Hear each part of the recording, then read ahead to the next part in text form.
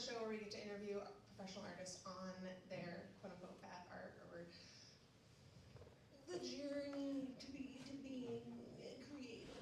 We have Alice Wu tonight. We're so excited. Alice's debut feature, Saving Face, made its world premiere at the Toronto International Film Festival and was released by Sony Pictures Classics in 2005. Her second film, The Half of It, won the Founders Award at the Tribeca Film Festival before its release on Netflix in 2020. And we just couldn't be more excited. So everybody please give it up for Alice Wu! Well, I'm curious what sort of comes to mind for you first when you think about spectacular failure or artistic failure, and is it? Yeah, well, I was thinking about it when you brought up. I mean, one of the things I thought about is, well, there are a couple different things. One is a little bit heavy, so I'm like, oh, maybe I won't. But the other thing is that I was thinking about when I was first on a film set, and that should be the moment when you feel most exalted, right? And I remembered sort of two things. One is I remembered, so I didn't go to film school, and I was terrified, but I know one of the things that's important to be when you're a director is everyone gets their energy off you. So it's very important that you don't project all of your fear. Like they're not there to be your therapist. They are there to get this job done. So in a weird way, you have to be a container. Like you have to give direction, but you also have to not like a parent with a child. You can't say to the children, no, like what are we gonna do with the world? The children will freak out, right? So I think like it's so important to have that. But secretly inside, I'm like, I don't know what I'm doing. Like this is gonna. And I remembered on like maybe the fourth day of the shoot, we were shooting. Sort of two important things happened that day. The first is that we were shooting.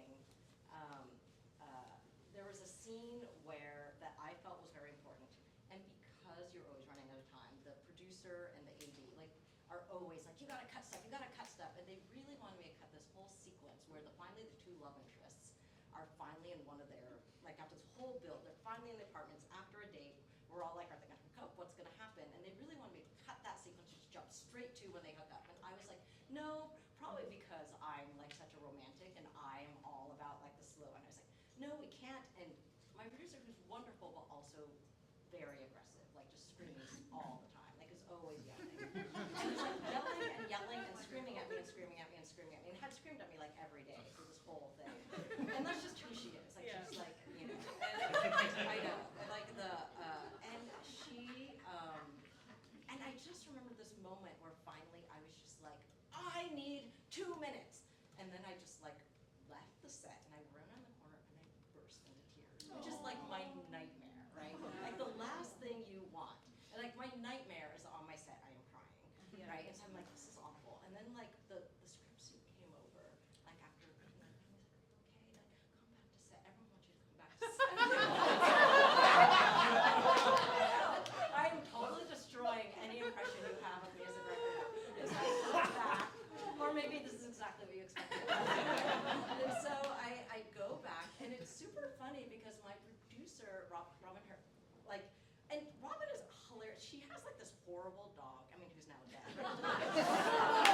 Like the worst. Trixie, who bit everyone, was blind. Like she just constantly screaming about. She had this dog in her bag, the little dog. Like it was just like.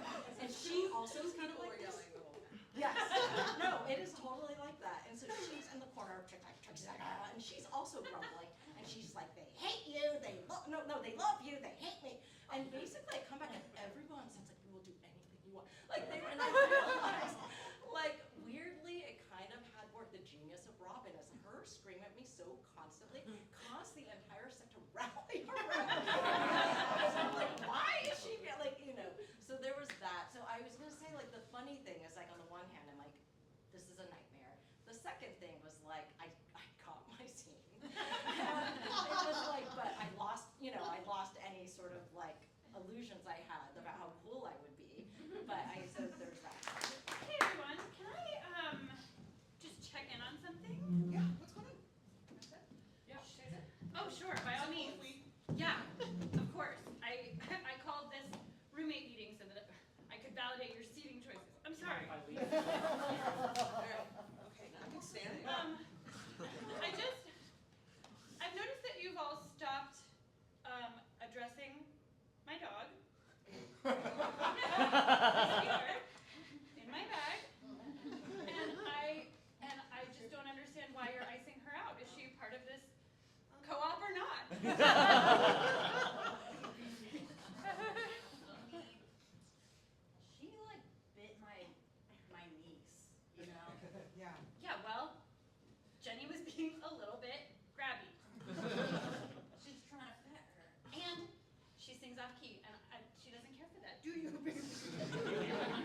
barks at me when I move.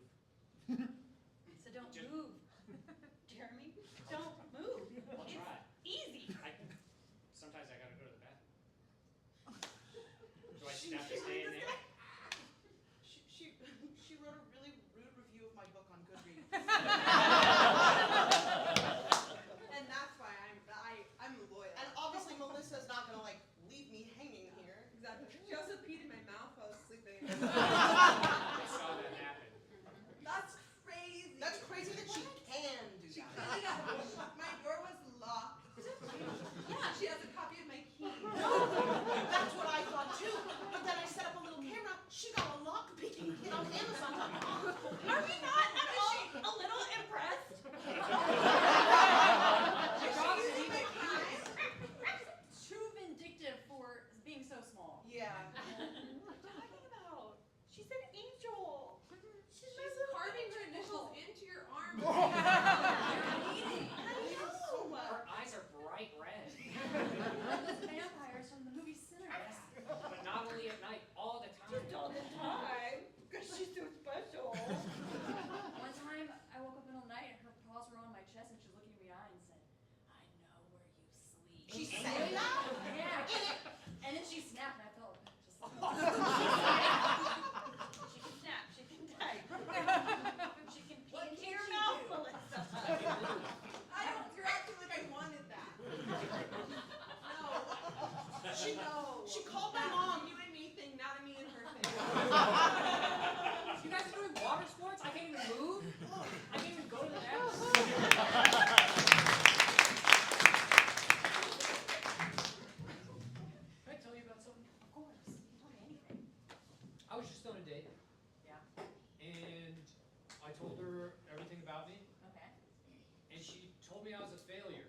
And I loved it. I loved it. I didn't want her to stop saying how much of a failure I was. It was the best. She complimented my shirt at the top, and I was like, You didn't like that. I was like, ugh, I know my shirt's good.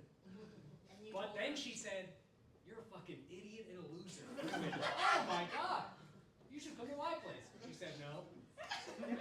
What did she do? She's like a producer or something? Like what? I think she was like a producer or like a casting person, and she was like, "You got a face for radio, pal." Really mean. It was really mean, and I was like, You like "Can I have your number, or do you want to go to the park after this or something?" Did you go to the park? We did. We went to the park. We took a carriage ride. To the carriage We took a ride? carriage ride, With a horse and a carriage? and she was really mean to the whole carriage. Yeah. Like to you or the horse or? Yeah. She was mean to the horse, and I was like, "That's not hot." And then she started being mean to me again, and I was like, I don't care that you were mean to a horse just now. The horse was gorgeous, by the way. Huge. Yeah. Okay. Well, okay. As your best bud bro. So natural. I'm slightly concerned, but also I get it, you know? Yeah. Yeah. Like the confidence just put you down. But you're cool. Who puts you down? Nobody. You've got a good job. You got those pants. I know. They're a little bit too big, but it looks cool. It looks cool. Yeah. I'm like, whoa. Yeah. You have big legs or no? Yes. This, you can't really see what's going on. Exactly. I came up to the horse's shoulder. It was a big horse. You came up to the horse's shoulder? Yeah. Well, yeah. Yeah, the big It horse. was tall. Yeah. Horses are big. Did you get like a second date? Did you guys make out? Like, We started to make out, but I was bad at it. On purpose. Because I wanted her to tell me that I was bad at it. But then she just got kind of cold and didn't keep talking to me. I think she maybe, after all of my faults, was expecting me to be a good kisser. And I couldn't follow through. Okay, so I finally found a big dumb guy. Like, Dumb, failing, bad. Smelled bad. Looked bad. wait, Well, nice shirt though. I'm good for you. Nice shirt. Okay. Really, nice shirt. Yeah. And I played it cool. And I said, "You have Yeah. great brains." And he loved it. He loved it. I love that for Then you. there was a disgusting, tiny little rat pulling a carriage at some point. No.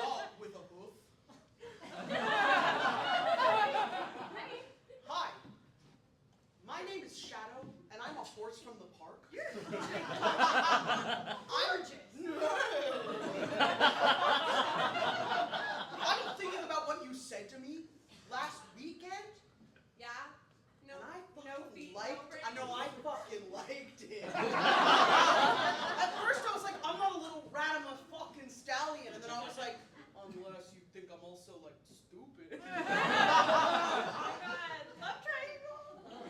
I'm kind of involved with someone, but I'd also be involved with you, I guess. You don't have any like a carrot or something. You don't have a carrot or no? I gotta go if not. I have a very specific type. It's women who are not nice to me and have a carrot. This is a carrot. I can't give it to you. Okay, is your friend single or what? She can speak for herself. Your eyes aren't even all that shiny. Nay.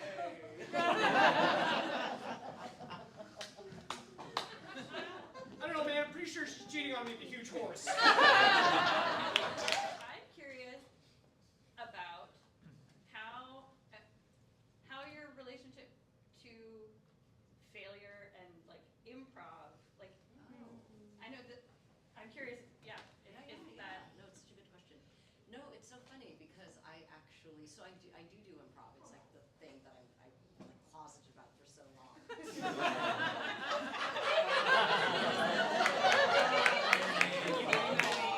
sorry, I did not Thank you for remember having you. me. I'm No, sorry. it's actually no, it's not. But yeah, I used to love watching it before I ever thought I would do it. I'd Yeah. watch it in New York.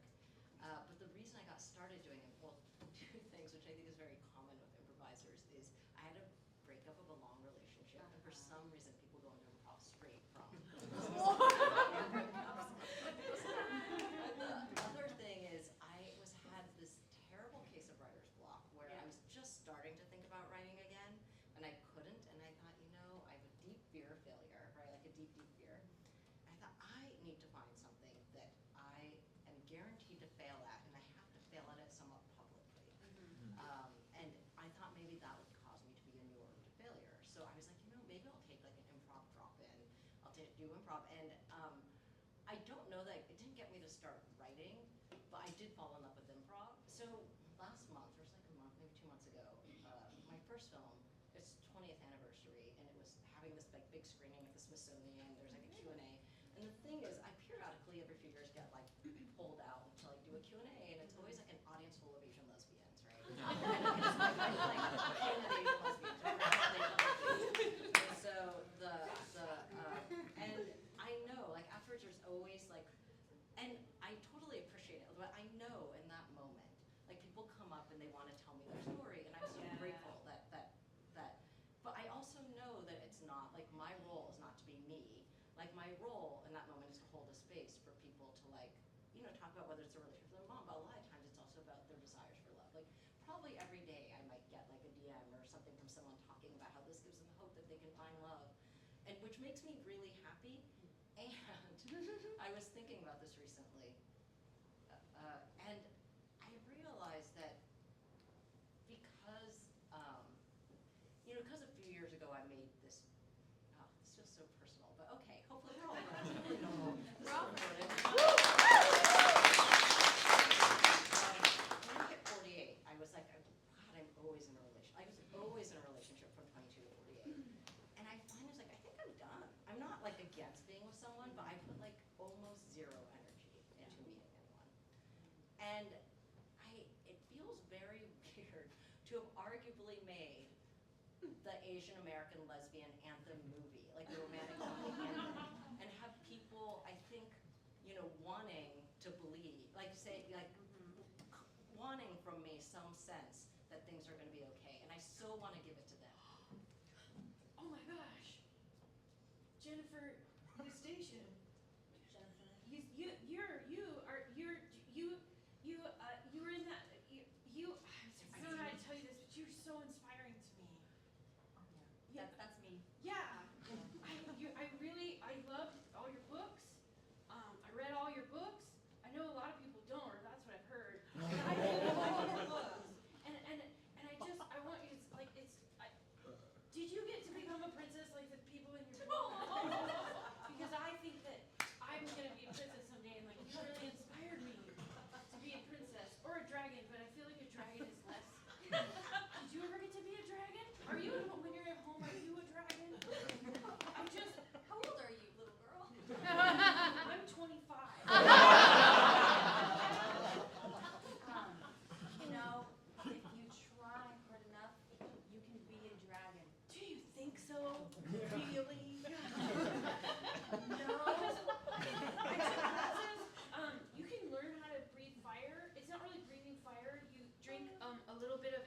here, and then you have to spit it out of your mouth like 9 minutes.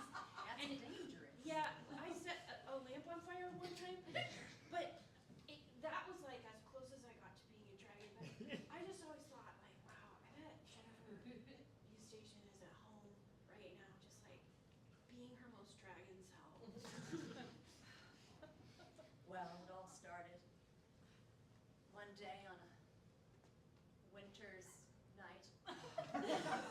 They often do. And I was hanging out with my cat. And Why didn't you just tell her you weren't Jennifer Houston?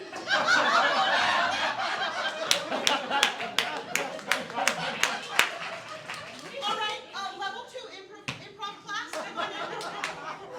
Or level 1, excuse me. You're all new to this. I was just ready to accept that reality. Totally. I'm sorry. I'm teaching a few classes on top of my day job. I Wow, want to. that sounds hard. Thank you. I want to let you guys know that last practice, sort of the Like, how do you have the energy at the end of the at day? the end of the well, that's part of what I want to talk to you guys about. Is last week I went home really sad, right? Because last week we did a whole lot of breakups content. Yeah? We were doing zip zap zop. Everybody was crying. Yeah. We were doing some very basic scene work, a lot of very specific cruelties, right? I can Oh, I can cool. take My it. ex is outside. Yeah. Not to come in. No, I figured you wouldn't because you were outside screaming in the street when I came in. So I thought maybe go home, you know what I mean? No, I'm doing improv. Right. So I understand that all of you are literally fresh off of a breakup and that's what level 1 seems to be for. But I'm wondering if we can do some very basic scene initiations and see if for the next minute or two, nobody gets sad or mad about a specific person. that Courtney, wants- leave! Okay. Okay, well, I'm gonna pull this curtain that we have under all the windows. All right, I'm gonna give you guys a suggestion. I just want to see the beginning of a scene. Does that feel okay? Okay. And you're all touching, and that's interesting. Okay, so your suggestion for this first scene, and let's just do some little 3-line scenes, right? And then after 3 lines, you're gonna a new combo of you. Your suggestion is I don't know something so goofy, pineapple. Pineapple. So let's see just a. Roger, you said you'd take me to Hawaii. And then you said you fucked my sister. Okay, so let me just. That's exactly the same premise that you started with last week. I see a question over here. It did have pineapple in it. What's that? It did have pineapple in Well, it. she was doing A to C. A to B would be pineapple. Like I'm holding a I'm pineapple. still A to struggling C to is. understand the concept. I know you are. Let's go ahead and let's just start again. Why don't you initiate, Megan? Why don't you go ahead and. Pineapple's the suggestion. Do you want a new one? Roller coaster. It's either you're in or you're out. Courtney. Okay. You're And telling try me to up and down at you. Sure. It's like 6 No, so okay, so again, this is word for word what you said last week. Okay, you're crying so much over there, buddy. Sorry, I understand what they're going through. Okay, why don't you switch it out? You two take a fucking breather. And, if you two want to do, and again, we're gonna avoid breakup stuff, right? And also this. If I Perfect. can. Okay, your suggestion is a goblet, right? Wow, a period piece maybe, something. Is this cup not good enough for you? What? Doesn't hold enough water, does it? There's nothing there. Okay, cool, that's the first line. Now look, Belinda, if I'm so slow on the uptake, how can I run the SF Marathon in under 90 minutes? What? I wasn't being Belinda. If I'm so slow on the uptake, how did I max out my sales last quarter? Faster than every other sales rep. Now I'm scene painting as a tree. Now that's interesting. Why don't we go ahead and, you're crying so much blood is coming, so go ahead and go over there. And why don't you step in, and we've got a tree here, and that's interesting, and you can just, why don't you step on in as a tree? I'm the only one on the scene? Everyone, nobody, no, both of you are take a fucking rest. I think we should all be in the scene. Okay, cool. Everyone be in a scene. You be the teacher who has a day job. I'm so tired. I'm so tired. I'm so tired. What did you do? You should do a scene about it. No. No? Ever since my breakup, I swore I Hunter. She's going alone. We're going. His name is Lawrence. And I was like, yes, and he was like, no, but. So I moved out, and he still has my cat, and the cat is like so gross. I hated that cat, but I want it because I hate him. Do you understand? More than any of the improv stuff.